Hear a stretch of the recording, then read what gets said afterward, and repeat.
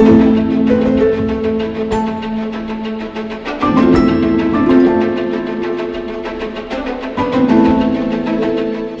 This is Bhavna and you are watching good returns. Dhanteras का मौका है, फेस्टिव सीज़न चल रहा है। हम लोग ज्वेलरी शॉप के बाहर खड़े हुए हैं और इस वीडियो को करने का आज हमारा मकसद ये है कि हम लोगों से ये पता करने की कोशिश करेंगे कि जब वो गोल्ड या सिल्वर को ख़रीदते हैं तो वो उसकी प्योरिटी की जांच कैसे करते हैं। क्या उन्हें पता है कि गोल्ड और सिल्वर की प्योरिटी कैसे जांची जाती है, कैसे पहचाना जाता है कि वो प्योर है कि नहीं।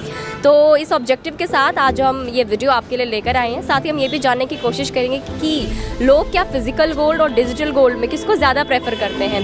तो ये वीडियो बहुत इंटरेस्टिंग होने वाला है, आप इसे एंड तक ज़रूर देखिएगा।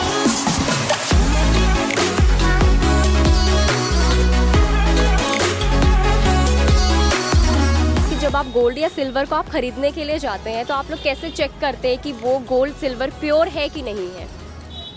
वैसे तो हम कंज्यूमर हैं तो मतलब बेसिक चीज़ें जैसे हॉलमार्क को ये सारी चीज़ें देख करके चेक करते हैं और नॉर्मली ब्रांड्स पे ट्रस्ट है, ट्रस्टेड ब्रांड्स पे जाते हैं हम लोग ज़्यादातर। हम लोग उसका कैरेट्स और उसका हॉलमार्क ही चेक करते हैं generally. First, the brand, yes. Trusted brand के पास। Yes, that's Malabar. We always trust that. And secondly, we go for the certificate, that BIS certificate. तो इससे हमको पता चल जाता है about the purity. You have to see the hologram if it exists. हाँ, वो तिकोना निशान बना होता है, उसको हम लोग चेक करते हैं। दे हैव दोज लेंस, जो छोटे छोटे लेंसेज आते हैं तो उस पर आपके मार्क्स बने होते हैं, plus they give those certificates. So जब भी आप किसी स्टोर में जाते हो, so what I do is I let my family buy. मुझे सिर्फ देखना होता है कि सर्टिफिकेट मिले मुझे उस ज्वेलरी का, प्राइस बिलिंग पूरी हो, पूरे टैक्सेस गवर्नमेंट को मिल रहे हैं, because this is a genuine purchase. अगर आप गवर्नमेंट को इंक्लूड करोगे तो आपके साथ कुछ गलत हो नहीं सकता। वो हमको मतलब बिल देता है तो उसके ऊपर जो ब्रांड की सील रहती है वो काफ़ी ट्रस्टेबल होती है। You should check for the hallmark और एक्चुअल आपको मार्क पता भी होना चाहिए कि कैसा दिखता है। शुड बी एबल टू हाँ आइडेंटिफाई कि वो वैसा ही है या कुछ उसका रेप्लिका ना बनाया हो। Gold is still a sound investment to make. Brand है तो मे बी सही है, ये उसको तो चेक नहीं कर सकते ये लोग, तो हम अच्छा चेक कर ही नहीं सकते।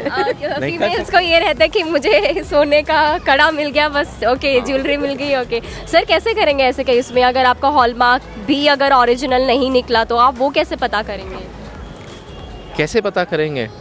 Well never experienced that, but there is a purity test. Being a customer that I know that I can ask for, so not necessarily, but then I generally buy it from one place. So बहुत ज़्यादा shops में explore नहीं करता. So the shop that you trust, that's where you go to. But then the only thing that I am aware of is that you can ask for a purity test. Jewellery shop से जब आप कुछ भी गहने खरीदते, gold silver कुछ भी खरीदते, आपको एक सर्टिफिकेट ज़रूर ले लेना चाहिए उसकी प्योरिटी के लिए। और दूसरा जो इन बातों से मुझे जो समझ में आया वो ये है कि ब्रांड को लेकर लोग काफ़ी कॉन्शियस है कि आप उनके एक ट्रस्टेड ब्रांड बनी हुई है और वो उस ब्रांड पे बहुत ट्रस्ट करते हैं कि अगर हम यहाँ से ज्वेलरी खरीदते हैं तो हमें प्योर ही मिलेगी। हाँ, फिजिकल गोल्ड को आप ज़्यादा प्रेफर करते हैं डिजिटल गोल्ड? मैं तो डिजिटल को प्रेफर करता हूँ। रीज़न? मेकिंग चार्जेस वजह से सबसे आदमी बच जाता है, सीधा सीधा गोल्ड खरीदता है, सीधा सीधा गोल्ड बेचता है। गोल्ड का दाम बढ़ेगा तो आपको प्रॉफिट होगा, मेकिंग पे से कोई प्रॉफिट है नहीं। मेकिंग इज जस्ट अच्छा, हम डिजिटल गोल्ड की बात करें, उस पर आपको जीएसटी भी देना पड़ता है, आपको पता है ना? हाँ, तो जीएसटी तो हमें जो खरीदते हैं उस पर भी देना पड़ता है। Physical gold, always physical gold. Why? क्योंकि डिजिटल गोल्ड में तो आपको ज़्यादा रिटर्न मिलता है जब आप उसमें इन्वेस्ट करते हैं तो। But having actual gold in hand is a different feeling altogether. लेकिन उसमें थोड़ा सिक्योरिटी का भी रहता है ना कि आपको बहुत सिक्योर करके उसको रखना पड़ता है। डिजिटल गोल्ड में ऐसा नहीं होता है। हाँ, बट आपके पास लॉकर्स होती हैं घर पे, बैंक लॉकर्स होते हैं, कीप देम सेफ। अब मैम आप किसको प्रेफर करते हैं, फिजिकल गोल्ड या डिजिटल गोल्ड? डिजिटल ही। डिजिटल पहले इन अब डिजिटल हो गया। मैं भी फिजिकल गोल्ड को ही प्रीफर करती हूँ क्योंकि काफ़ी सेटिस्फेक्शन होता है यहाँ पर आकर लेकर जाने के लिए। मैं तो फिजिकल गोल्ड को प्रेफर करती हूँ। रीज़न? क्योंकि जब हम कुछ भी खरीदते हैं अपने लिए, चाहे मैं ये रिंग खरीदूँ या फिर मैं कुछ भी गले का खरीदूँ, तो मुझे चेक करना होता है उसके एजेस शार्प तो नहीं है या मेरे लिए कंफर्टेबल है या नहीं, मेरे कपड़ों में तो नहीं फंस रहा है, तो इसलिए मैं फ़िज़िकल गोल्ड प्रेफर करती हूँ। डिज़ाइंस भी ज़्यादा वैरायटी में मिल जाते हैं फ़िज़िकल गोल्ड में। लेकिन मैम डिजिटल गोल्ड पे आपको रिटर्न भी तो मिलता है। हाँ, ये भी है। लेकिन फिर भी फीमेल है तो ज्वेलरी होना, फिजिकली ज्वेलरी होना ज़्यादा इम्पोर्टेंट है। ऑफ कोर्स, मुझे पहन के देखना होता है। जी सर, आप कुछ आई थिंक मतलब दोनों अलग अलग पॉइंट हो गए। इन्वेस्टमेंट के पॉइंट ऑफ व्यू से डिजिटल गोल्ड बेटर है, और अगर आप ओनरशिप या उसको पहनना है तो फिर physical gold he of course. If you ask me personally, digital is better.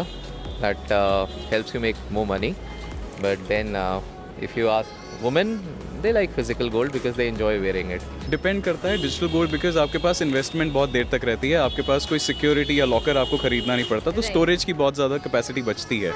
तो जो इन्वेस्टमेंट बैंकर्स हैं जिसको इन्वेस्टमेंट ज़्यादा करनी है, जो फैमिली मैन नहीं है, जैसे मैं प्रेफर करूँगा कि बॉन्ड खरीदूँ या डिजिटल गोल्ड में इन्वेस्ट करूँ, रादर देन अगर फैमिली है तो मैं ज्वेलरी में जाऊँगा। फिजिकल गोल्ड को प्रेफर करता है बिकॉज ये हमें इमेंस प्लेजर देता है to go and buy from the shop. Physical gold डालना अच्छा लगता है आपको, या फिर या आपके अकाउंट में? जरूरत वाला डालना भी अच्छा लगता है और अकाउंट वाला भी अच्छा लगता है। तो मैम तो दोनों को सिलेक्ट कर रही हैं। वेस्ट नहीं करना अच्छा लगता कि लेके अंदर डम कर दो। हाँ हाँ, तो पहनना है तो ऑब्वियसली फिजिकल गोल्ड होना चाहिए, Daily use physical and then right. लेकिन जब रिटर्न्स की और इन्वेस्टमेंट की हम लोग बात करते हैं तो is better. डिजिटल गोल्ड ज़्यादा प्रेफर करते हैं। दिवाली का मौका है और दिवाली के मौके पर आपका दिवाला ना निकल जाए, इसलिए बहुत ज़्यादा ज़रूरी है कि आप जब भी गोल्ड या आप सिल्वर को ख़रीदते हैं तो आप ये चेक ज़रूर कर लें कि आपकी ख़रीदी गई ज्वेलरी वो प्योर है कि नहीं है। इसके लिए एक दो चीज़ें हैं, वो ये है कि एक तो सरकार ने हॉलमार्क को अनिवार्य कर दिया है, और जब से इसको ज़रूरी किया है तब से ये है कि जो आपकी ज्वेलरी है वो 14, 18 और 22 कैरेट्स की ही होगी। 24 कैरेट की ज्वेलरी नहीं होती है, क्योंकि 24 कैरेट होता सबसे ज़्यादा प्योर है, लेकिन वो बहुत ज़्यादा सॉफ्ट होता है तो उसकी ज्वेलरी नहीं बन पाती है। इसके अलावा जो BIS है, ब्यूरो ऑफ इंडियन स्टैंडर्ड, उसी से आपका सर्टिफाइड आपकी ज्वेलरी होनी चाहिए। तो आप जब भी किसी ज्वेलरी शॉप पर जाते हैं तो आप इस चीज़ का बहुत ध्यान रखें, आप हॉलमार्क का बहुत ध्यान रखें। कभी कभी क्या होता है कि हॉलमार्क भी आपका ओरिजिनल और फेक दोनों ही हो सकते हैं, तो अगर फेक है या ओरिजिनल है इसका पता करने के लिए आप देखिए एक तिकोना सा निशान बना होता है जहाँ पर आपकी गोल्ड की प्योरिटी मेंशन होती है, उसके बगल में एक तिकोना सा निशान होता है, तो आप उसको ज़रूर ध्यान में रखें। और इसके अलावा आप जब भी आप ज्वेलरी ख़रीदते हैं तो आप सर्टिफिकेट ज़रूर लें, ठीक है, सर्टिफिकेट लेना ना भूलें। और जो आपकी प्योरिटी को बताता है, गोल्ड की प्योरिटी को, वो ये है कि अगर 916 लिखा हुआ है तो इसका मतलब ये है कि 22 कैरेट का है, और उसकी जो प्योरिटी होती है दैट इज़ अराउंड 91%। और अगर 750 लिखा है तो यानी कि वो 18 कैरेट का है, और जो उसकी प्योरिटी होती है वो अराउंड 75% होती है। इसके अलावा अगर आपकी ज्वेलरी पर 585 लिखा है तो इसका मतलब ये कि वो 14 कैरेट का है, और जो उसकी प्योरिटी होती है वो अराउंड 54.8% होती है। तो इन बातों का आप ज़रूर ध्यान रखें।